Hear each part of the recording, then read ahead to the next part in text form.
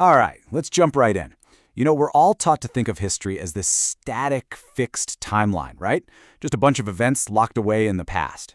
But what if we could treat it more like a DJ treats a record? What if you could sample it, loop it, remix it, even perform it? Well, that's the wild idea at the heart of this playbook we're looking at today. So yeah, what if history wasn't some boring lesson, but a loop? Forget those dusty old textbooks for a minute. This whole approach is about reimagining the past. It's not just a story you memorize, but a rhythmic experience you can actually feel, like a visual beat that repeats and evolves and tells a story through its pulse. Just think about the difference for a second. On one hand, you've got your standard documentary. It's linear, super polished, and you kind of just sit back and watch it. But on the other hand, you have the VJ loop. It's cyclical, it's rhythmic, and it actually embraces the glitch, making it part of the story. So we're shifting from this idea of a perfect, clean reconstruction to a much more energetic, raw reinterpretation. Okay, so how do we actually do this? How do you turn something like, say, the fall of the Roman Empire into something you might see at a rave? Well, the answer lies in this really fascinating framework. It's called the Chrono Glitch Playbook, and honestly, you can think of it like a recipe. It's a set of instructions designed to teach a generative AI how to be both a historian and a VJ at the same time. And the goal here isn't just to create visuals that show you the past. No, it's to create visuals that perform it. Now, this whole new aesthetic, it's not just random noise or static. Not at all. It's actually a very specific cocktail, a blend of 3 totally distinct artistic movements. And when you mix them together, you get that signature Chrono Glitch style. Ingredient number 1? Oh, it's the glorious, unashamed cheese of the 1990s, Amiga video toaster. You gotta love it. This thing was an absolute game changer. It was this piece of tech that brought broadcast-quality video effects to a desktop computer for the very first time. We're talking early vaporwave, super cheesy transition wipes, and that unmistakable, retro-futuristic vibe. And what's just wild about this is the sheer scale of the disruption. The video toaster basically took the power of what was, back then, a $100,000 studio suite and crammed it into a home computer. It completely democratized video creation, and in the process, it basically created an entire visual language. And that language, it was full of these iconic, almost goofy elements. You had ray-traced chrome spheres just floating around, endless checkerboard landscapes, and of course those unforgettable transitions, the classic star wipe, and even the Kiki wipe, where a person's silhouette literally kicks the next scene into frame. And yeah, there was even a falling sheep effect. It was just so exuberant, kind of raw, and absolutely unforgettable. Okay, for our second ingredient, we're going to jump back in time to the 60s for a totally different texture, the grit of experimental film. So artists like Stan Grakage, they completely rejected that clean, polished look we just talked about. For them, the medium was the message. The scratches, the film grain, the physical strip of celluloid itself. That's what mattered. And to get this effect, they did some incredible stuff. Grakage famously made his film Mothlight by literally gluing actual moth wings and flower petals right onto the film strips. Others would hand paint on the celluloid, scratch it up, or use chemical tricks like solarization to create these ghostly glowing outlines. It's this super tactile, organic kind of chaos, a world away from the clean digital look of the video toaster.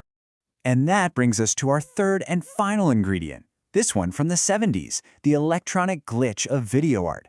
Now this is where artists like the legendary Nam June Paik basically said, hey, a TV isn't just a window to look through.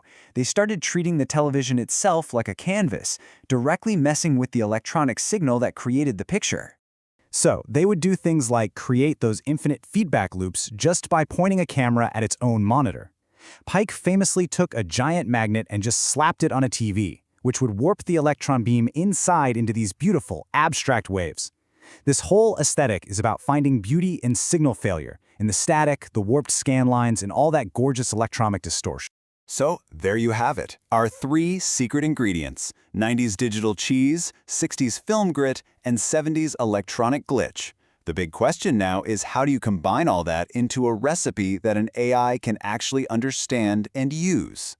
Well, the playbook lays it all out with a master prompt formula, and the structure is actually super simple but really powerful. You start with your historical subject, the thing you want to show. Then you add a visual metaphor. That's how you want it to behave. And finally, you inject one of our 3 aesthetic clusters to give it that specific VJ flavor.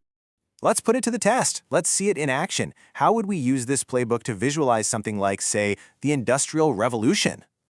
Okay, so check out this sample prompt. It calls for 19th century industrial gears and steam engine pistons, so there's our historical subject. But then it adds the man-ray solarization effect and a style like Hans Richter's Rhythmus 21.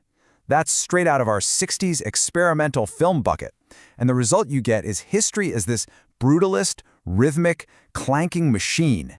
All right, now let's do a complete 180 to show just how versatile this playbook is. What about something totally different, like ancient history? For this one, the prompt treats a classical Roman bust not as some perfect, pristine artifact, but as corrupted data. It's glitching and data moshing. The aesthetic is pure 90s video toaster. You've got the retro CGI checkerboard grid, the neon pink and cyan, that whole vaporwave style. It's this amazing idea of layering the fragility of digital memory right on top of the supposed permanence of stone. And this is where we get to what I think is the playbook's most profound insight. It really challenges our whole idea of historical accuracy and asks us to find meaning not in perfection, but in the flaws. I mean, we hear a lot about AI hallucinations, right? You know, when the model messes up and creates weird or impossible details.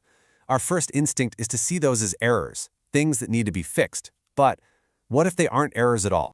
Because the playbook argues that these glitches, they're the whole point. When an AI generates a historical figure with too many fingers, that's not a mistake to be corrected. It should be embraced as a digital artifact.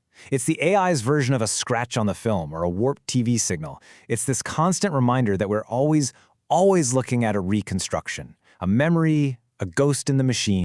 And really, that's the ultimate takeaway here. The past was never some perfect, static photograph.